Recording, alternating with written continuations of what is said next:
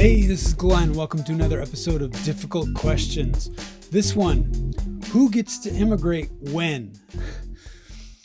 There are a lot of heated debates on immigration, especially our southern border, and who gets to come in and what is legal and who gets asylum and why, and are there too many people? And I just want to back up a little bit, and I want to look at how this affects you personally, because I think we kind of borrow outrage in this country because in our country, it is relatively stable.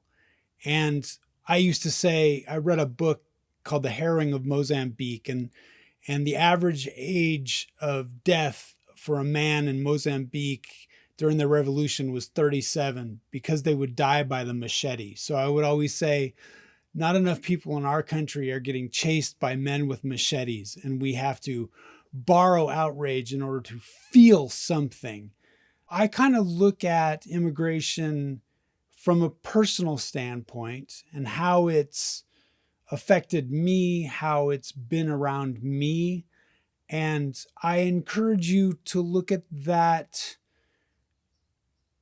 personal standpoint for you too, because looking at it as something like the zombies are coming in or the criminals are coming in gets us, I think, nowhere other than feeling something. And I wonder if you can feel something else a little closer to you. Or if it is closer to you, please let people know what exactly your experiences have been. I grew up, I've said this before, in South Sacramento in the 70s, 80s, and 90s, which was a highly diverse community. A lot of people immigrated from the US, from a lot of different places, a lot of different Asian countries, Indian, Russian, Hispanic. And so I grew up with immigration just as part of me. I never knew what I was going to get into when I went to someone's house. Everything was a new experience, and I got comfortable being uncomfortable, not knowing what culture, what traditions, what foods were at every house I went to. And that, as a kid growing up, again, my parents were both teachers. We were stable. We made enough money. That's another thing that the United States offers people, is conceivably you make enough money to live.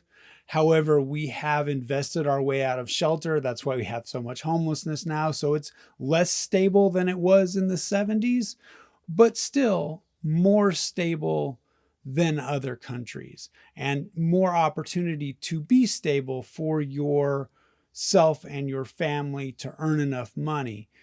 So it was all good for me growing up as a kid with all this immigration, with all of these people from different cultures and different languages, and with different ideas about education, coming with different education, coming with a different skill set. I had a lot of friends that had parents that were really hard on them about going to school because they understood what it was like to not have education where they came from. I now know two people that were children of parents who escaped the Khmer Rouge in Cambodia. So both of those people, in their bones, understand the stability and the opportunity that this country can offer, where I think sometimes if you're born here, you don't, and you've never experienced an immigrant story, you don't even appreciate the stability that this country can offer. This country is not perfect, and I'm not here to even say it's perfect. This country is about what you could get for yourself and for others. We just happen to have we have exploited other countries to the point where we can make a better living for ourselves, getting whatever we can for ourselves and our family. And that doesn't necessarily have to do with violent crime, chasing each other with machetes. But we all love the dollar here. The American dream is getting rich, scaling a passive income, earning money for doing nothing. Yet we also say that we expect our immigrants to work hard, or we expect our lower paying people to work hard.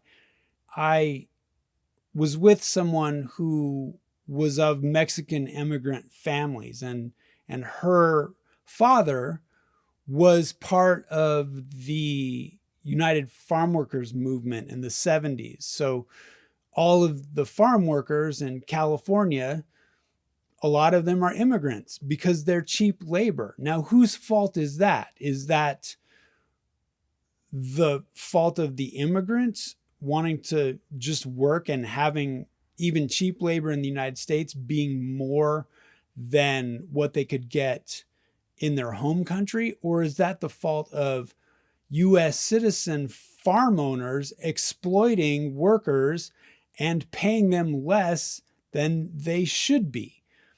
So he was part of that scene, and his parents were from Mexico, but had immigrated legally and they owned a farm in Central California, a small farm in Central California. But he had this farm worker background, and he talked about picking lettuce and how physically demanding that was, and how he realized that that was a young man's game and his body was going to break down. So he had to find something else. And again, that's an honest day's work, right? For an honest day's pay. He's using his back, but you can only use your back for so long before it breaks down. So we in the United States look to scale our income and earn money off of things that we've already done, or use our minds and get paid for that, working with money rather than working with our hands, because working with our hands for some reason is seen as a lower type of work. We're kind of seeing a reverse of that just out of demand, because now we have all these middle class, educated, white collar jobs, and there's a glut of people with those skill sets. So the salaries are going down, but we don't have a lot of construction workers, or we don't have a lot of people in the trades anymore, because everyone was so told to go to college. So no one wants to work with their hands, but now the people that work with their hands can make more money working with their mind, or working at a desk, or working at a computer. So that's the American dream, and immigrants afford us the opportunity. At the same time, in the United States, everybody will take your money, to include insurance. The whole business model of insurance is to get paid to do nothing, right? So even what I found, I've been hit by distracted drivers multiple times in my life. But in 2005, I had this really severe accident, broke my leg and hip, had to relearn how to walk. A Dodge Durango pulled out in front of me, in front of my lane, and I slammed into them. Well, the driver of that Dodge Durango turned out to be an immigrant. Now, he was officially insured with the appropriate amount of insurance for California law. So he was doing legal things to be a legal driver, but he was underinsured for the damage he did to me. And I was struggling getting back on my feet, literally. And I ended up I needed to sue him. And I started the lawsuit process, and I got to a certain point where his insurance would not pay me for the damage that he did to me because he was underinsured, but legally underinsured, but they would pay for an attorney when I sued him, which, again, priorities. The insurance company, their priority was to defend their pot of money, and they were willing to put an attorney into that to not pay me because they don't want to pay anybody.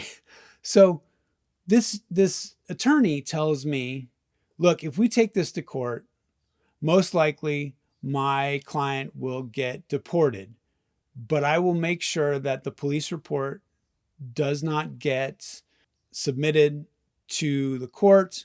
I'll get it thrown out and you will get nothing. So we had to settle, and it was something like I settled for, I ended up with my health insurance, I had to pay something like out of pocket $40,000 plus all of the damage that he'd done to me, and struggling to get back to work and trying to work and rehabilitate. He owed me a lot of money, but he didn't have that money. So I had to negotiate with this attorney that he paid me something like $5,000, $100 a month until that was paid off, because he was poor. He was struggling. He had a child with disabilities, the sob story, whatever it was. And I was so angry. Now, this is how angry I was. And so I understand anger, right? I am not walking correctly. And this attorney is telling me that he's going to get the police report thrown out, even though the guy clearly admitted full fault. And they're going to pay me $5,000. I am on the hook to pay my own medical bills back. The cut that I'm responsible for is $40,000. And this guy's only giving me $5,000, no pain and suffering. I'm fighting through. I've lost work and I'm mad. And I say to the partner I'm with, I said, and she's of Mexican descent, and this guy was south of the border. Don't know if he was Mexican. I said, I don't care if this guy makes me tacos for the rest of his life. He's going to pay me something. And I was just angry. Why does it need to be tacos? Because I know he's Hispanic and I'm angry. And the person I'm with says, that's completely racist. And I stopped and I thought, you're right. I'm racist out of anger. And I think a lot of times we get to that point. We borrow this rage, or we have this anger. What unsettles us about people from another country? Is it their language? Is it their culture? Is it their skill set? Is it their education? We do this thing in the United States where I call it freedom equals neglect. And we bring people in and we say, go for it. But we don't give people support. And then we yell about, well, we don't want to pay for taxes to support these people while they're new to our country.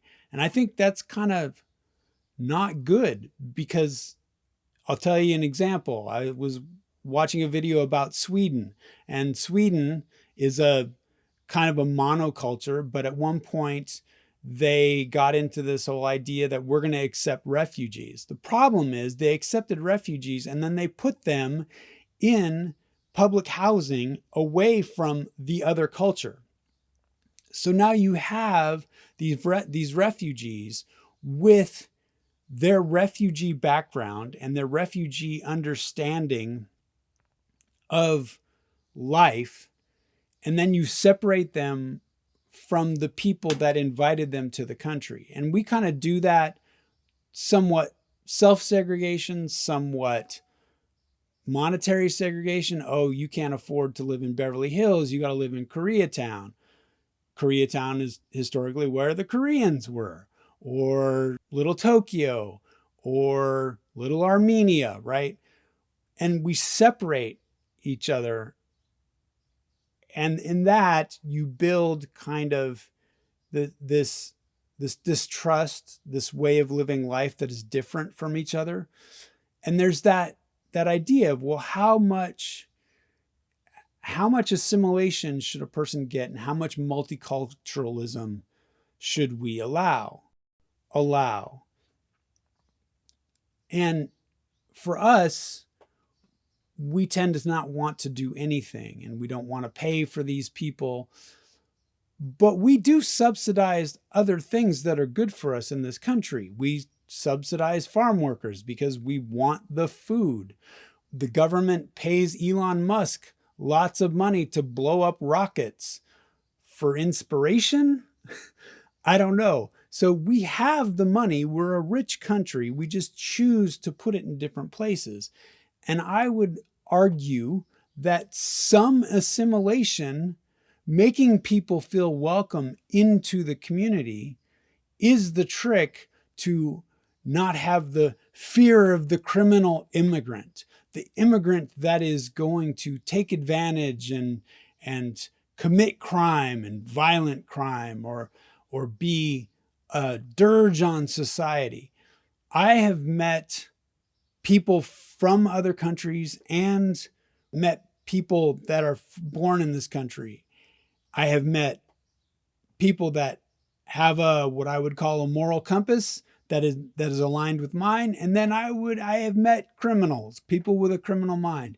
And it really has to do with their opportunities and what they see is possible for them, and their ability for education and for options and for skills. So I don't think that it's like this situation of Cuba in the 70s, the whole Scarface scenario where Fidel Castro is putting all of the prisoners on a boat to send them to Miami.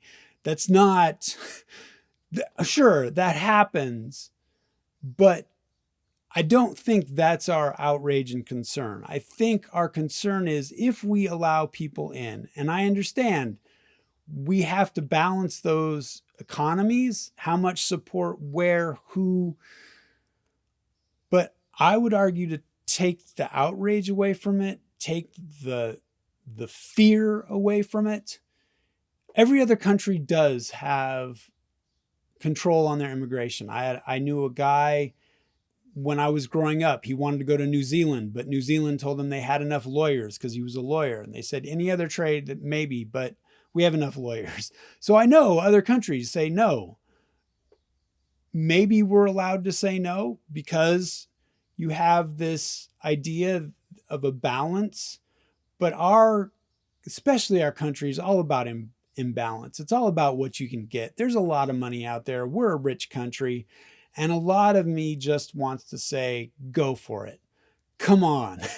Let's make the best at it. And I know that's chaotic, and I know that it's not practical, but it's also, I've been demolished by natural born American citizens driving a car, and I've been demolished by immigrants driving a car. And I know that them being an immigrant had nothing to do with it. So what do you think? What are your thoughts about immigration? Who gets to immigrate when? And does it need to be legal? Because for me, when someone says legal, laws are set up for the advantaged to keep their advantage. And I get it. Once you figure out your way of making money, your way of life, you want it to succeed. You don't want anybody else coming in. So you set up laws. But especially with low wage workers and our wanting to have these people that are willing to do these jobs that we as natural born citizens aren't willing to do, do we cut that off? Do we say you cannot come into this United States? And then do we just pay higher prices for everything? Because if our natural born people are going to take those jobs, those entry level positions with no skill, no education, just trying to get by, we're going to have to pay them more because they're not going to work for as little as the immigrant who came from nothing will come with. And those immigrants also come with families that support them because they know the family unit is their stability. Where we in the United States haven't really, we've forgotten that. We've become so rich that we kick our kids out at 18 to go make their own, which has other problems. I think that what immigrants give us is this ability to understand how family still works. And I think it gives us this opportunity to understand how supporting your children is important, because I think the United States has kind of gotten away from those two things. And I think that's what immigrants can offer us, is this knowledge that family stability and taking care of the people that we brought into this world is the crux of success. I don't know. What do you think? Who should be allowed to immigrate here and when? Thanks.